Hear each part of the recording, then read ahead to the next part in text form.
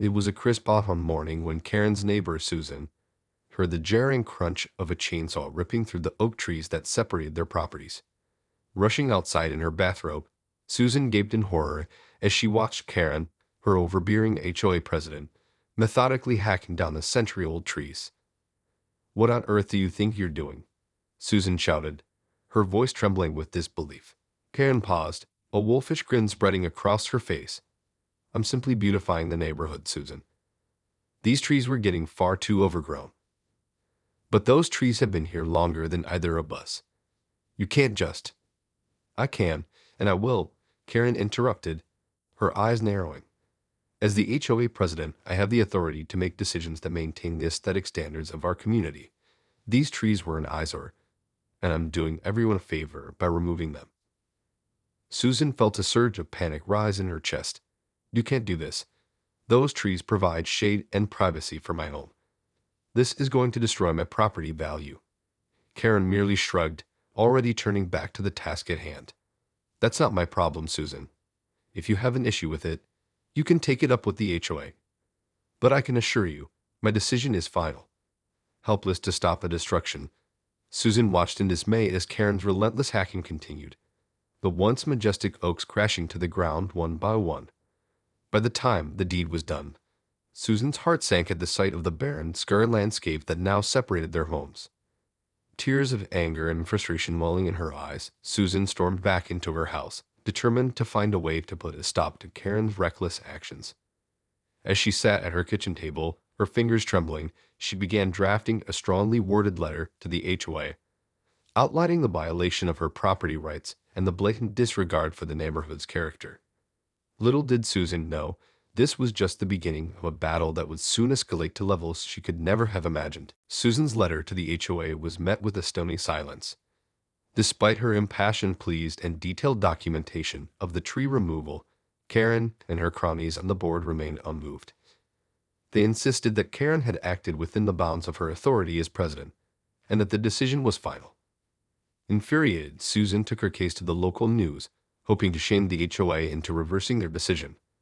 The story quickly gained traction, with reporters flocking to the neighborhood to document the tree-mageddon unfolding.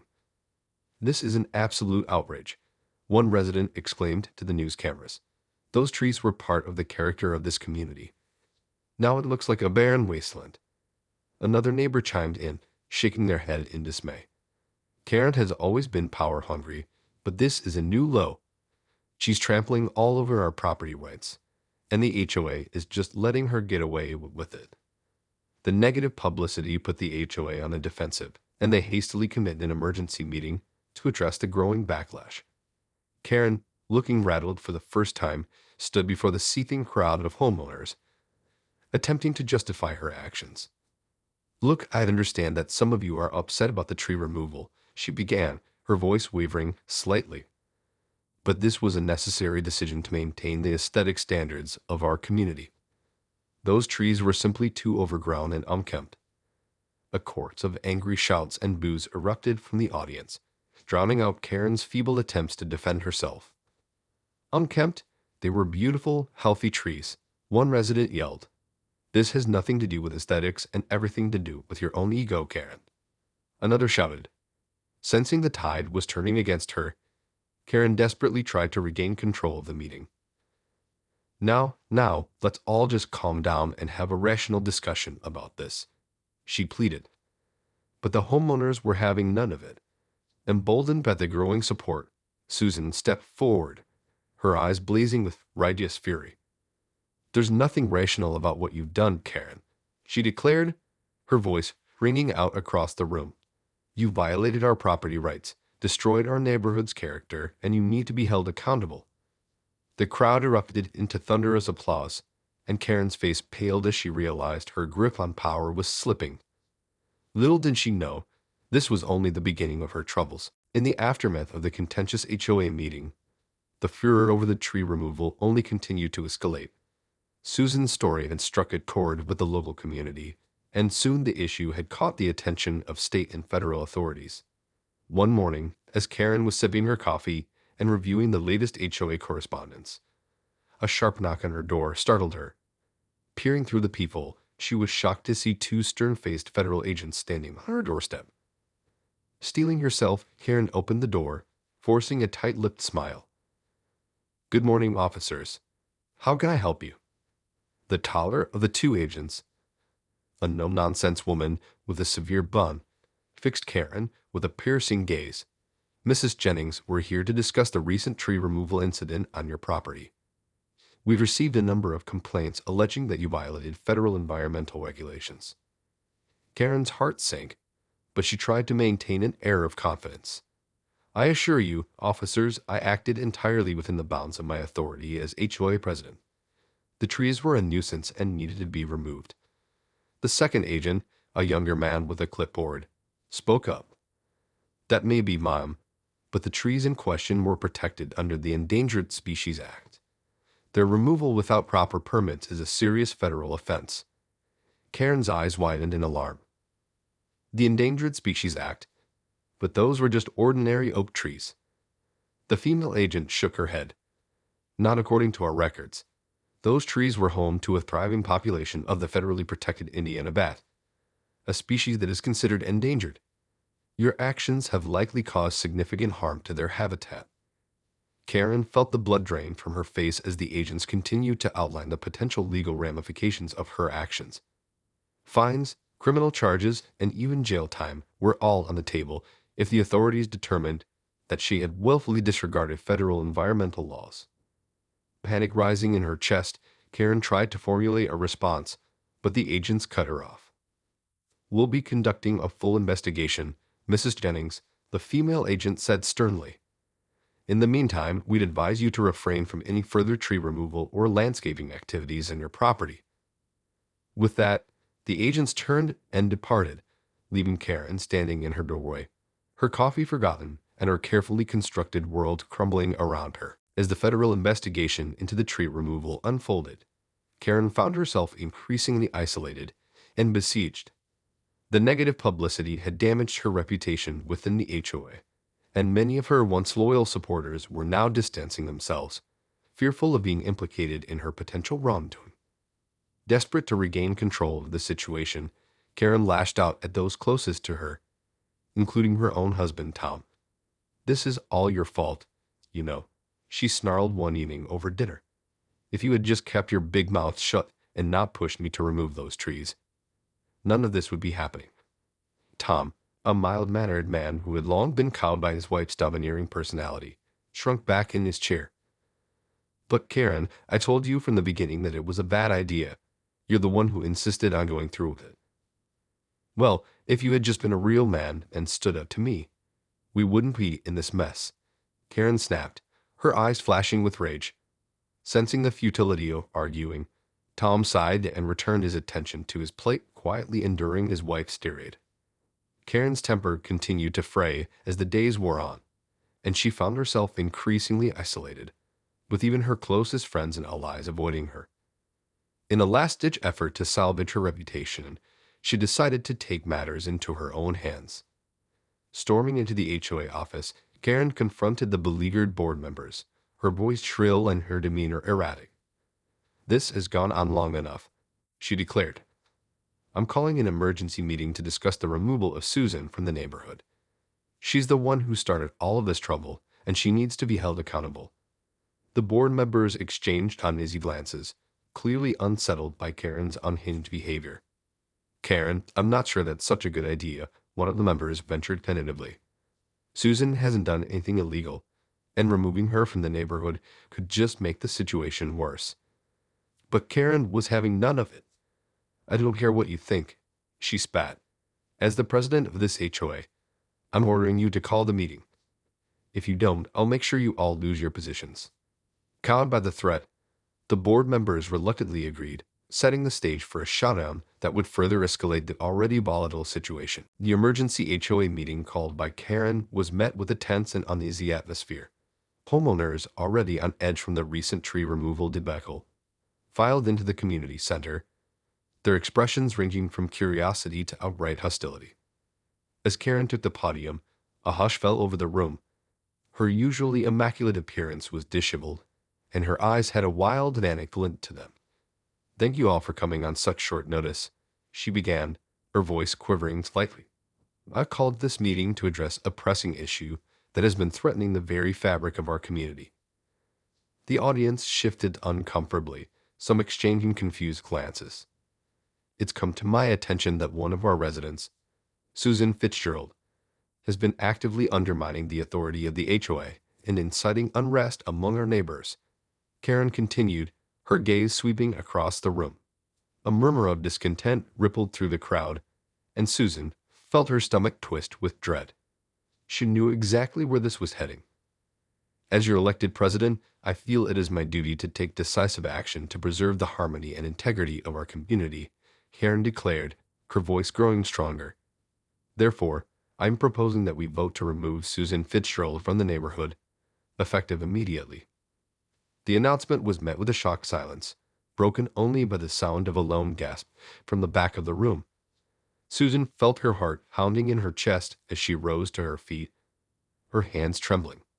"This is outrageous," she exclaimed, her voice quavering. "I've done nothing wrong, and you have no right to remove me from my own home." Karen's lips curled into a thin, humorless smile. "Oh, but I believe we do, Susan. Your continued agitation and disruption of the HOA's authority have made you a liability to our community. And as president, it is my responsibility to protect the interests of all the homeowners." The crowd erupted into a cacophony of voices, some shouting their support for Karen's proposal, while others vehemently opposed it. Susan stood rooted to the spot, her mind racing as she tried to process the gravity of the situation. As the meeting descended into chaos, Karen's gaze never wavered from Susan, a predatory glint in her eyes. It was clear that she was willing to stop at nothing to silence her nemesis and reassert her dominance over the neighborhood. In the days following the tumultuous HOA meeting, tensions in the neighborhood reached a fever pitch. Karen's proposal to remove Susan from the community had ignited a firestorm of controversy, with homeowners taking sides and the local media descending on the area to cover the unfolding drama. Susan, reeling from the shock of Karen's sudden and aggressive move, knew she had to act quickly to defend her rights in her home. Enlisting the help of a local civil rights attorney, she filed a restraining order against Karen, hoping to prevent her from taking any further action against her. The court hearing was a tense and emotional affair, with both women presenting their cases before a skeptical judge. Karen, her demeanor more composed than in the previous meeting, argued that Susan's actions had posed a threat to the stability and harmony of the community, and that her removal was a necessary measure to restore order. Susan, her voice trembling with barely contained anger, countered that Karen's actions were a clear abuse of power and a violation of her fundamental rights as a homeowner. She presented evidence of the federal investigation into the tree removal and the widespread community backlash against Karen's actions. After careful consideration, the judge ruled in Susan's favor, granting the restraining order and effectively blocking Karen from proceeding with the proposed removal. The decision was met with thunderous applause from the packed courtroom, and a look of pure fury crossed Karen's face as she stormed out of the building. But the victory was short-lived, as Karen, undeterred by the legal setback, shifted her focus to a new strategy. Convening an emergency HOA meeting, she presented a proposal to amend the community's bylaws, granting the president sweeping new powers to enforce aesthetic standards and remove any residents deemed to be in violation. The homeowners, many of whom had been cowed by Karen's aggressive tactics, were initially hesitant to support the measure. However, Karen's persistent lobbying and threats of consequences for those who dared to defy her slowly chipped away at their resolve. In the end, the bylaw amendment passed, with a slim majority of the homeowners voting in favor of the changes. Susan, her heart sinking, realized that the battle was far from over and that Karen was willing to go to any lengths to maintain her stranglehold on the neighborhood. As the battle between Karen and Susan escalated, the federal investigation into the illegal tree removal continued to gain momentum. The agents, determined to get to the bottom of the matter, began digging deeper into Karen's actions and the HOA's involvement. Subpoenas were issued, records were scrutinized, and a steady stream of witnesses were interviewed, all of which painted a damning picture of Karen's misuse of her authority as HOA president. The agents uncovered evidence that Karen had deliberately misled the board about the protected status of the trees, willfully disregarding federal environmental laws. They also found that she had pressured other board members to go along with her plan, threatening them with removal from their positions if they dared to defy her.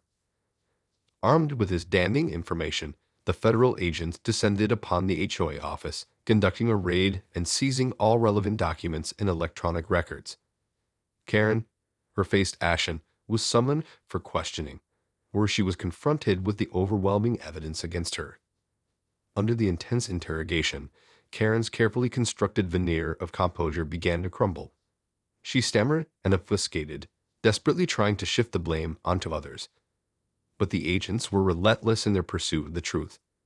Finally, with her options dwindling, Karen broke down and confessed to the illegal tree removal, admitting that she had knowingly disregarded federal environmental regulations in her pursuit of maintaining the aesthetic standards of the neighborhood.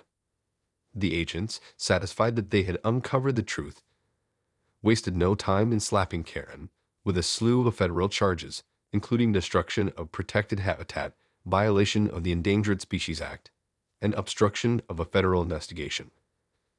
As Karen was led away in handcuffs, a hush fell over the HOA office, the realization dawning on everyone that the once formidable HOA president had finally been brought to justice for her misdeeds. Susan, watching the scene unfold, felt a sense of both relief and unease. While she was grateful that Karen's reign of terror had finally come to an end, she couldn't help but wonder what the long-term consequences would be for the community she had once called home. In the aftermath of Karen's downfall, the neighborhood found itself in a state of upheaval. The once tightly knit community had been torn apart by the bitter feud, and the effects of the illegal tree removal had left a visible scar on the landscape. Susan, having emerged victorious in her battle against Karen, found herself thrust into an unexpected leadership role. With the HOA board in disarray and the community in need of healing, she stepped forward, calling for a town hall meeting to address the way forward. The gathering was a cathartic affair, with homeowners sharing their stories of the turmoil and expressing their hopes for a more inclusive and transparent HOA. Susan, her voice steady and her manner compassionate, listened intently, acknowledging the pain and frustration that had been brewing for years. "I know that we've all been through a lot these past few months," she said, her gaze sweeping across the room. "But the truth is, this community has always been stronger when we work together, not against each other. It's time for us to come together and rebuild what we've lost." Her words, tinged with a note of optimism, seemed to strike a chord with the audience. One by one, residents stepped forward, offering their support and ideas for how to move the neighborhood in a more positive direction. As the meeting drew to a close, Susan felt a renewed sense of purpose. She knew that the road ahead would not be an easy one, but she was determined to do whatever it took to heal the wounds and restore the sense of community that had once defined their neighborhood. In the days that followed, Susan worked tirelessly, rallying her fellow homeowners and forming task forces to address the various issues facing the community.